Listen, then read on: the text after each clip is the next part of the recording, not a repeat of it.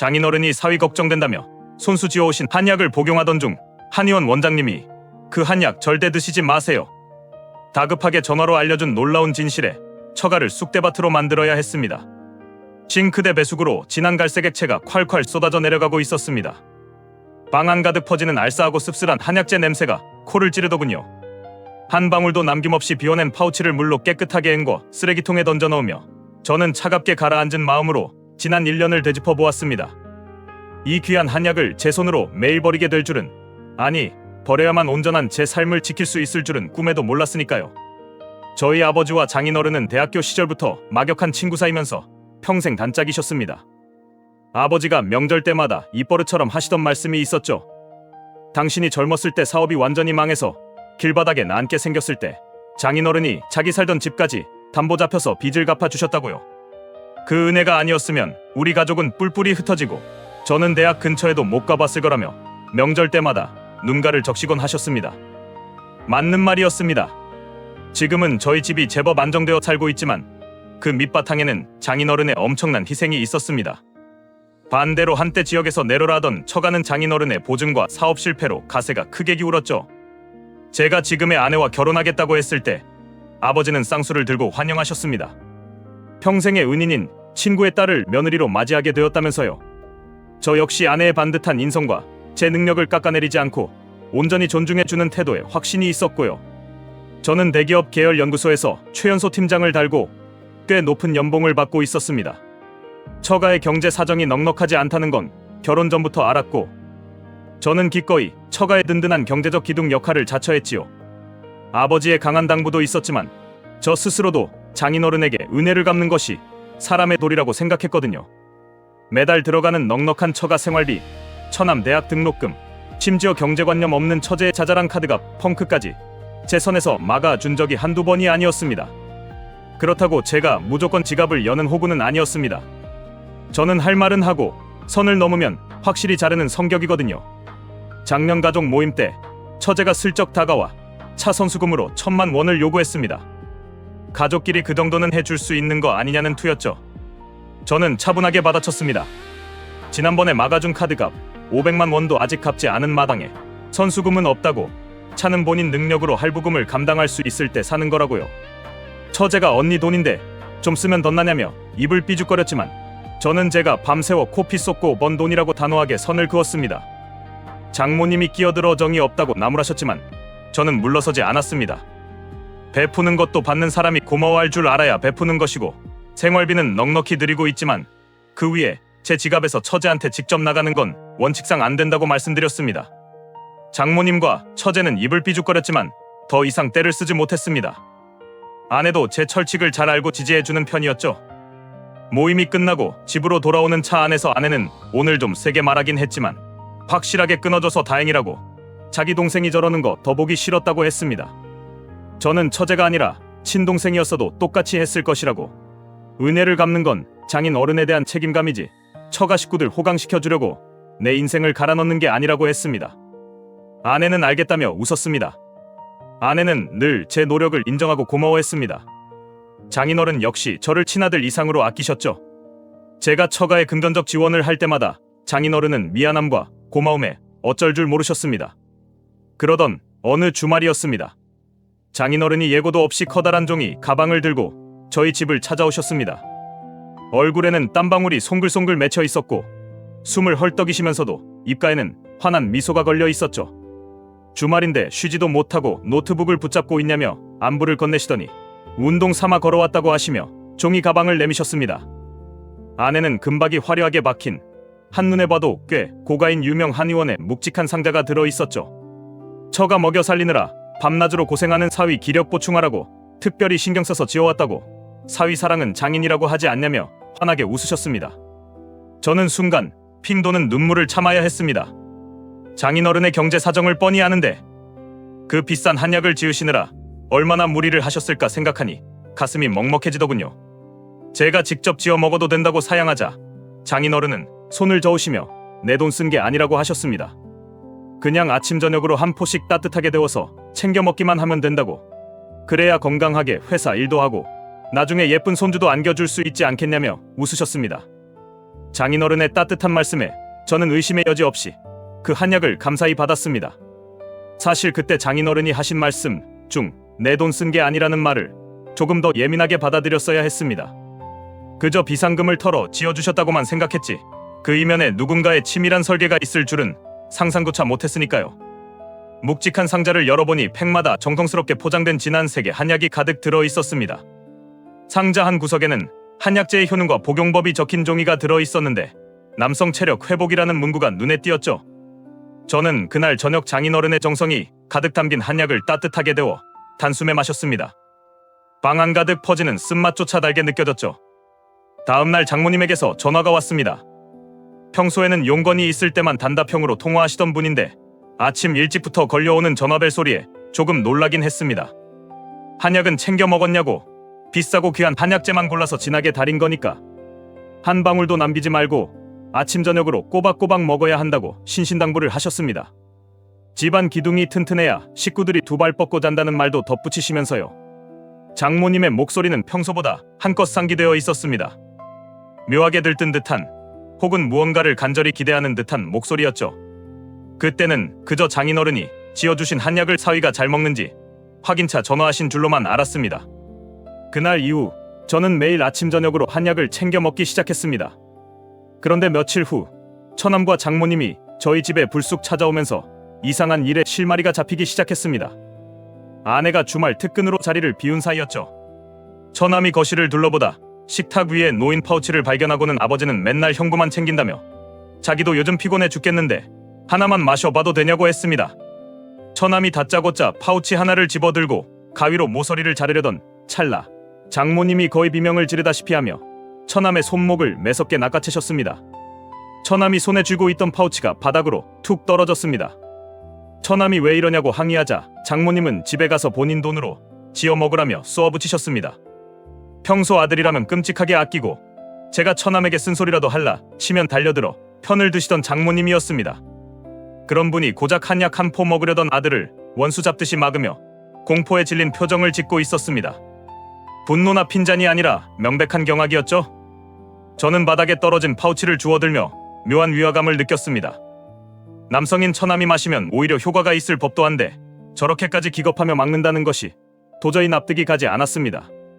처남이 마시면 절대 안 되는 어떤 이유라도 있는 것처럼 구는 장모님의 태도는 제 머릿속에 날카로운 물음표를 남겼습니다. 그날 밤 퇴근하고 돌아온 아내에게 낮에 있었던 일을 이야기했습니다. 아내는 처음엔 비싼 게 아까워서 그러셨나 보다며 대수롭지 않게 넘겼습니다. 그러다 장인어른이 직접 지으신 게 맞냐고 물으니 아내의 얼굴에 잠깐 무언가 스치고 지나갔습니다. 전날 장인어른께 다시 여쭤봤더니 직접 지으신 게 아니라고 하셨다는 것이었습니다. 장모님이 혼자 한의원에 가서 지어온 뒤 사위한테 직접 줘야 감동이 배가 된다며 장인어른께 배달만 시킨 것이었죠.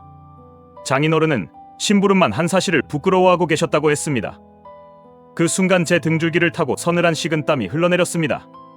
저를 눈엣 가시처럼 여기고 걸핏하면 은근히 무시하던 장모님이 굳이 본인이 직접 나서서 저를 위한 고가의 한약을 지었다는 것도 장인어른을 앞세워 저를 속이기까지 했다는 사실도 도무지 납득이 가지 않았습니다.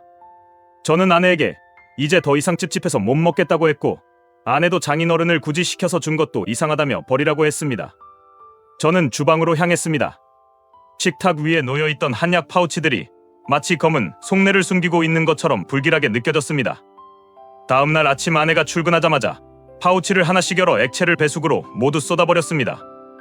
빈 파우치는 물로 깨끗하게 헹궈 쓰레기통 깊숙한 곳에 쑤셔 넣었지요. 그리고 남은 파우치들은 날짜를 적은 지퍼백에 이중으로 단단히 밀봉하여 냉동실 가장 안쪽 아무도 열어보지 않는 칸에 겹겹이 숨겨두었습니다. 혹시 모를 상황에 대비한 저만의 보험이자 증거물이었죠. 이때까지만 해도 저는 제 예감이 어디까지 맞아떨어질지 알지 못했습니다. 그저 이 출처 불분명한 한약을 제 입에 더 이상 넣을 수 없다는 이성적인 판단이었을 뿐이었죠. 하지만 어느 날 반찬을 가져다 주러 오신 어머니가 냉동실 문을 열면서부터 장모님의 기괴하고도 탐욕스러운 진짜 목적이 수면 위로 끔찍하게 드러나기 시작했습니다. 장모님의 집착은 날이 갈수록 교묘하고 숨 막히게 변해갔습니다.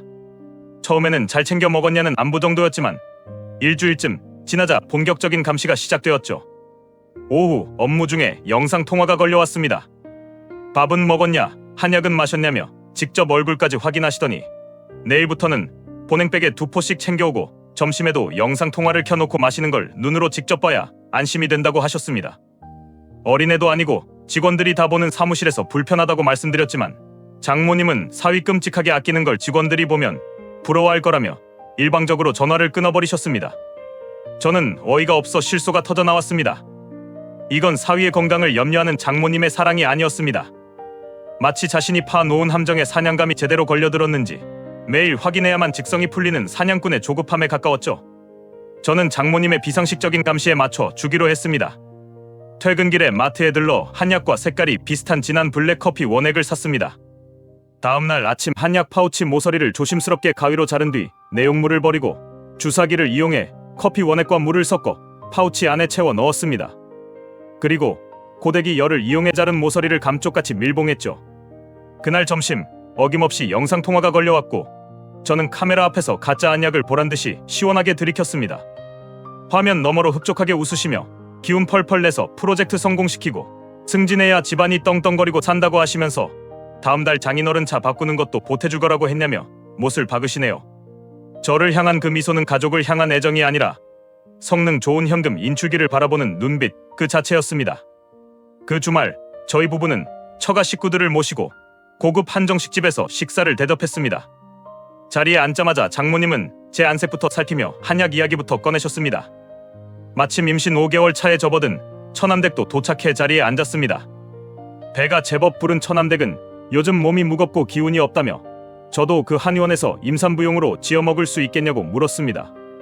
처남이 처남댁에 손을 꼭 쥐며 먹고 싶은 거 있으면 다 사주겠다고 다독이는 순간 메뉴판을 보고 있던 장모님이 물잔을 엎지르며 기겁하여 소리쳤습니다.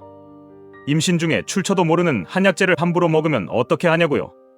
갑작스러운 고함에 방 안의 분위기가 싸늘하게 얼어붙었습니다. 장인어른도 어리둥절한 표정으로 장모님을 쳐다보셨죠. 저는 장모님이 무의식 중에 내뱉은 출처도 모른다는 단어에 온 신경을 집중했습니다. 장인어른이 어리둥절해하시며 자기가 직접 지어준 한의원인데 왜 출처를 모르는 곳이냐고 하셨습니다. 저도 차분하게 받아쳤습니다. 장인어른이 제 생각하셔서 제일 좋은 곳에서 비싼 한약재만 넣어서 지어오셨다고 매일 강조하셨는데 처남댁도 기운이 없다니 임산부용으로 하나 지어주시죠. 결제는 제가 하겠습니다. 장모님의 눈동자가 갈피를 못 잡고 심하게 흔들렸습니다. 얼굴은 불그락부르락 달아올랐고 손끝은 미세하게 떨리고 있었습니다. 장모님은 급하게 헛기침을 하며 임산부한테는 함부로 한약재를 쓰는 게 아니라는 뜻이었다고, 게다가 그 한의원 얼마 전에 문을 닫았다고 변명하기 시작했습니다. 처남이 처음 듣는 소리라며 아버지께 여쭤보자 장인어른도 고개를 갸웃거리셨습니다. 며칠 전 지나가다 보니 임대 현수막이 붙어 있더라는 장모님의 말은 앞뒤가 전혀 맞지 않는 횡설수설이었습니다. 저는 그 자리에서 확신을 얻었습니다. 임신 중인 처남댁이 먹으면 절대 안 되는 무언가가 제 파우치 안에 들어있다는 사실을요. 저 한약재의 목적이 제 건강이 아니라는 것을 직감하는 순간 분노보다는 이성적인 대처를 해야겠다는 차가운 계산이 머릿속에 섰습니다.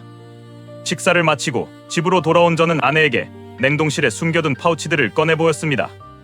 처남이 먹으려 할 때 기겁하며 맞고 처남댁이 한의원을 물어보니 갑자기 폐업시켜버리고 자기가 직접 지어오셨으면서 출처를 모른다고 소리를 지른 장모님의 행동을 하나씩 짚어가며 말했습니다. 아내의 얼굴이 굳어졌습니다. 설마 진짜 약의 문제라도 있는 건지 모르겠다며 아내 역시 오늘 처남 막으실 때 깜짝 놀랐다고 했습니다. 저는 퇴근길에 사설연구소에 성분 검사를 의뢰할 테니 결과가 나올 때까지 장모님께 절대 티내지 말라고 당부했습니다. 아내는 굳은 얼굴로 고개를 끄덕이며 제 손을 꼭 쥐었습니다. 아내가 전적으로 제 편이 되어준다는 사실이 유일한 위안이었죠. 그리고 다음날 저녁 예고 없이 어머니가 양손 무겁게 반찬통을 들고 찾아오셨습니다. 제가 좋아하는 파김치와 멸치볶음을 잔뜩 만들어 오신 어머니는 겉옷도 벗지 않은 채 주방으로 향하셨습니다.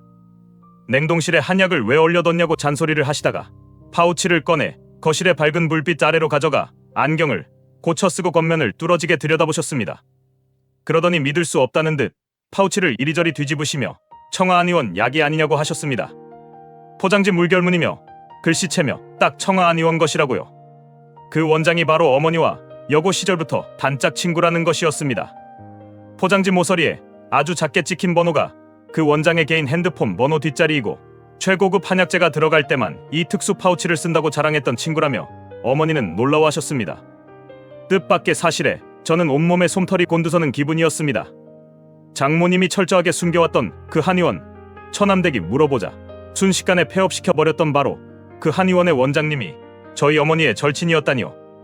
막혀있던 안개가 한순간에 걷히는 듯한 쾌감과 동시에 진실을 밝혀낼 수 있다는 강렬한 확신이 들었습니다. 어머니는 내일 당장 그 한의원의 친구 얼굴도 볼 겸 인사하러 가겠다고 하셨습니다. 내 친구가 지어준 약이라니 마음이 푹 놓인다며 근처 백화점에서 롤케이크라도 사들고 가겠다고 하셨죠. 다음날 아침 저는 평소처럼 정장을 차려입고 회사로 출근했습니다. 겉으로는 아무렇지 않은 척 업무를 처리하고 있었지만 머릿속은 온통 그 한약재의 진짜 정체를 밝혀낼 생각뿐이었습니다. 제가 오전 회의를 진행하고 있을 무렵 어머니는 롤케이크 2상자를 사들고 청아한의원 원장실 문을 열고 들어가셨습니다. 나중에 어머니와 원장님께 전해들은 그날 오전의 상황은 경악 그 자체였습니다. 어머니가 환하게 웃으며 우리 사돈어른이 사위보약을 여기서 지어갔다며 고맙다고 인사를 드리자 원장님은 고개를 갸웃거리셨습니다. 장인어른이 한 번도 한의원에 오신 적이 없다는 것이었죠.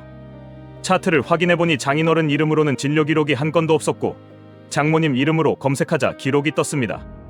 처방 내역을 확인하던 원장님의 표정이 순식간에 굳어버렸습니다. 며칠 전 장모님이 혼자 찾아와 관절이 아프다고 핑계를 대더니 남성 호르몬 기능을 완전히 억제하고 무기력증을 유발하는 약재를 아주 독하게 배합해달라고 막무가내로 요구했다는 것이었습니다.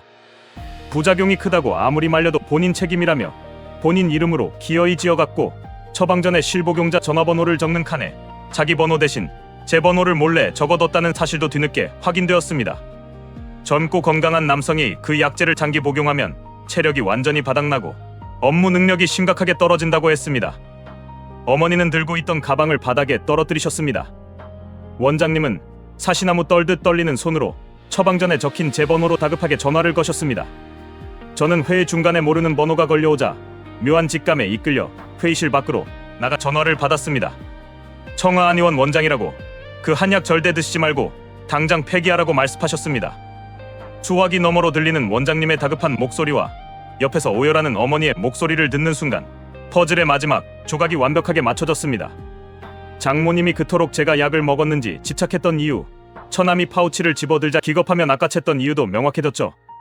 처남댁이 한의원을 물어보자 순식간에 폐업시켜버렸던 이유가 너무나도 선명해졌죠. 저는 호흡을 가다듬고 한약은 먹지 않고 있으며 내용물을 따로 보관해 두었다고 원장님께 말씀드린 뒤 반차를 내고 곧장 한의원으로 달려갔습니다. 도착해보니 어머니는 억장이 무너져 가슴을 치고 계셨고 원장님은 창백한 얼굴로 서류를 들고 서 계셨습니다. 곧 아내도 숨을 헐떡이며 뛰어들어왔습니다. 원장님은 장모님이 관절 핑계를 대며 남성의 체력과 호르몬 기능을 완전히 망가뜨리는 강한 약재를 막무가내로 요구했고 차트와 처방 전에 그 모든 기록이 남아있다고 하셨습니다. 저는 진료 기록과 원장님 증언이 법적으로 쓰일 수 있도록 녹취 동의를 구했고 원장님은 흔쾌히 응해주셨습니다. 그날 원장님의 증언 녹취록과 장모님의 서명이 들어간 처방전 복사본을 완벽하게 확보했습니다. 냉동실에 보관해 두었던 한약 샘플들은 아이스박스에 담아 사설연구소에 성분 분석을 의뢰했습니다. 증거는 차고 넘쳤지만 제 머릿속을 맴도는 가장 큰 의문은 단 하나였습니다. 도대체 이유가 뭘까 궁금했습니다. 그날 밤 저와 아내는 서재에 마주 앉아 따져보았습니다. 처남댁에게 재산을 몰아주려는 것이라면 앞뒤가 맞지 않았습니다. 처가에 남은 재산이라곤 장인어른 명의의 낡은 아파트 한 채가 전부였으니까요. 저는 이건 재산 상속이 아니라 현재 진행형인 현금 흐름의 문제라고 판단했습니다. 아내에게 장모님 명의 계좌와 처가 금융 흐름을 전부 추적해달라고 했습니다. 장모님이 내가 모르는 막대한 빚이 있거나 저한테서 나오는 돈이 끊기면 절대 안 되는 치명적인 이유가 반드시 있을 거라고요. 아내는 굳은 얼굴로 고개를 끄덕이고는 다음 날부터 처가의 모든 금융 흐름을 파헤치기 시작했습니다. 장인어른 명의를 대리하여 은행권 부채를 확인하고 처남을 구슬려 장모님의 최근 씀씀이를 캐물었죠. 며칠 뒤 퇴근하고 돌아온 아내의 손에는 두툼한 서류 뭉치가 들려 있었습니다. 아내의 표정은 혐오감으로 일그러져 있었습니다. 서류에는 믿기 힘든 내역들이 가득했습니다. 최고급 VVIP, 골프장 회원권, 한 달에 수백만 원씩 결제되는 피부 클리닉, 백화점 VIP 라운지 이용 내역에 처제와 처남 명의로 마이너스 통장까지 몰래 뚫어 주식판에 수천만 원을 날려먹은 기록까지 있었습니다. 제가 매달 보내던 처가 생활비와 명절마다 장인어른께 드리던 큰 돈들은 장인어른 통장에 한 푼도 들어가지 않은 채 장모님이 중간에서 전부 빼돌려 사치에 쓰고 있었습니다. 그 엄청난 빚이 자그마치 3억이었습니다. 순간 허탈한 웃음이 터져나왔습니다. 소름 돋는 퍼즐이 완벽하게 맞춰졌죠. 제가 몸이 망가져 병가를 내거나 일을 쉬면 연봉이 깎이고, 그러면 장모님이 돌려막기 할 현금이 끊깁니다. 그래서 저를 힘을 못 쓰는 상태로 만들어 놓되 돈은 계속 벌어다주는 현금인 줄기로 평생 묶어두려 한 것이었습니다. 아버지가 장인어른에게 진 은혜라는 명분, 그 책임감을 볼모로 잡아 저를 평생 부려먹으려는 계산이었죠. 그 약을 먹여서라도 말이지요. 분노가 극에 달하자 오히려 머리가 차갑게 식으면서 이성이 또렷해졌습니다. 저를 사람으로 보지 않고 평생 뜯어먹을 기계로 취급한 장모님의 탐욕을 저는 가장 완벽한 방식으로 박살내주기로 결심했습니다. 마침 그 주말은 장인어른의 생신 식사 모임이 잡혀 있었습니다. 저는 아내에게 모임을 그대로 진행하되 어머니도 자리에 모시고 빔 프로젝터가 갖춰진 가장 넓은 룸으로 예약을 바꾸라고 했습니다. 저희 부부는 그날 밤 모든 증거를 스크린용 파일로 정리하기 시작했습니다. 드디어 장인어른의 생신날이 밝았습니다. 아내와 저는 일찍 도착해 스크린과 노트북을 연결하고 증거 파일을 띄워두었습니다. 첫 화면은 생신 축하 문구로 위장해 두었죠. 약속 시간이 되자 장인어른과 장모님이 먼저 들어오셨고 처제, 처남, 배가 제법 부른 처남댁까지 모두 자리에 앉았습니다. 장모님은 자리에 앉자마자 제 안색을 살피며 한약 잘 챙겨 먹고 있냐고, 용돈도 두둑하게 준비했냐고 했습니다. 입가에는 탐욕스러운 미소가 가득했죠. 저는 흔들림 없는 눈빛으로 장모님을 똑바로 쳐다보며 평생 잊지 못할 특별한 선물을 준비했다고 말씀드렸습니다. 그때였습니다. 룸문이 활짝 열리며 어머니가 성큼성큼 걸어 들어오셨습니다. 단정하게 차려입으셨지만 얼굴은 차가운 분노로 단단하게 굳어 있었죠. 갑작스러운 등장에 처가 식구들이 모두 당황했습니다. 어머니는 파티에 참석하러 온 게 아니라고 하셨습니다. 사돈 어른 생신에 축하 인사도 드릴 겸 자기 아들이 그동안 처가에서 얼마나 어처구니 없는 대우를 받았는지 똑똑히 보여드리려고 왔다며 저를 향해 시작하라고 하셨습니다. 저는 자리에서 일어나 노트북 자판을 두드렸습니다. 생신 축하 문구가 사라지고 처방전 스캔본과 성분 검사 결과지가 화면을 가득 채웠습니다. 처남댁이 저게 다 뭐냐고 물었습니다. 저는 장모님이 사위 사랑한다며 장인어른 앞세워 제게 매일 먹이려 했던 한약의 정체라고 설명했습니다. 이어서 원장님의 증언 녹취가 룸 안을 쩌렁쩌렁 울렸습니다. 장모님이 관절 핑계를 대며 남성 호르몬 기능을 완전히 억제하고 체력을 바닥내는 약재를 독하게 배합해달라고 막무가내로 요구했다는 내용이었습니다. 녹취가 끝나자 화면에는 보관해 두었던 파우치에서 그 치명적인 약재가 다량으로 검출되었다는 연구소 공식 문서가 확대되었습니다. 방 안은 쥐 죽은 듯 고요해졌습니다. 어머니가 핸드백에서 서류 뭉치를 꺼내 장모님의 얼굴을 향해 거칠게 집어던지셨습니다. 서류들이 눈처럼 흩날리며 테이블 위로 떨어졌습니다. 내 남편이 사돈 어른한테 받은 은혜 갚는다고 내 아들이 뼈가 부서져라 이래서 처가 식구들 먹여 살렸는데 감히 그 독한 걸 먹이려 했냐는 어머니의 포효에 장모님은 돌팔이 원장이 뒤집어 씌우는 거라며 하얗게 질린 얼굴로 떨기 시작했습니다. 저는 차갑게 말했습니다. 장모님이 직접 돈 봉투를 찔러주며 탕전실 직원에게 약재를 더 넣으라고 지시하는 CCTV 영상까지 넘겨주셨다고 경찰서에 가서 같이 보시겠냐고 했습니다. 장인어른이 테이블을 쾅 내리치며 자리에서 일어나셨습니다. 다음 화면에는 아내가 밤을 새워 추적한 장모님의 금융거래 내역과 3억 규모의 빚이 스크린에 적나라하게 나타났습니다. 제가 매달 보내던 생활비와 명절 용돈이 장인어른 통장에 단 한 푼도 들어가지 않고 장모님이 중간에서 빼돌려 사치에 써왔다는 내용이었습니다. 아내가 장인어른께 그 사실을 설명하자 처남과 처제의 얼굴이 경악으로 물들었고 자식들마저 원망의 화살을 쏟아내자 장모님은 바닥에 주저앉아 오열하기 시작했습니다. 저는 그런 장모님을 향해 마지막 쐐기를 박았습니다. 제 몸이 망가져 수입이 줄면 돌려막기 할 돈줄이 끊기니까 저를 평생 힘도 못 쓰는 현금 인출기로 부려먹으려고 그 짓을 꾸민 거 아니냐고요. 처남댁이 배를 감싸 쥐고 덜덜 떨며 처남의 팔을 잡아 끌고 뒤도 돌아보지 않고 나갔습니다. 처남도 장모님을 혐오스러운 눈빛으로 노려보며 따라 나갔고 처제마저 악다구니를 쓰다 가방을 챙겨 나가버렸습니다. 자식들이 모두 떠난 텅 빈 방 안에서 장인어른은 충격과 배신감에 가슴을 움켜쥐셨습니다. 어머니가 차가운 눈으로 장인어른을 바라보며 말씀하셨습니다. 사돈 어른이 옛날에 제 남편 살려주신 은혜 저희 아들이 몇 년 동안 뼈 빠지게 벌어서 갚았으니 이제 그만해도 되지 않냐고 말했습니다. 장인어른은 그 자리에서 무릎을 꿇고 대성통곡을 하셨습니다. 아내는 묵묵히 장인어른을 부축해 일으키고는 바닥에 주저앉은 장모님에게 다가가 한치의 떨림도 없이 말했습니다. 오늘부로 어머니가 아니라고, 내 남편을 지옥으로 밀어 넣으려 한 범죄자일 뿐이라고요. 장인어른도 이혼을 선언하시며 지팡이를 짚고 방을 나가셨습니다. 혼자 남겨진 장모님이 제 바짓가랑이를 붙잡고 매달렸습니다. 저는 그 손을 차갑게 뿌리쳤습니다. 가방에서 미리 준비해 온 서류 봉투를 꺼내 장모님 앞에 툭 던졌습니다. 형사 고소장, 그리고 원장님 증언과 성분검사지, CCTV 영상까지 첨부해 전날 이미 접수를 마쳤다고 했습니다. 합의는 없으며 처가로 들어가던 모든 생활비와 처제 지원금도 오늘부로 끊겼다고 했습니다. 저는 미련 없이 몸을 돌렸습니다.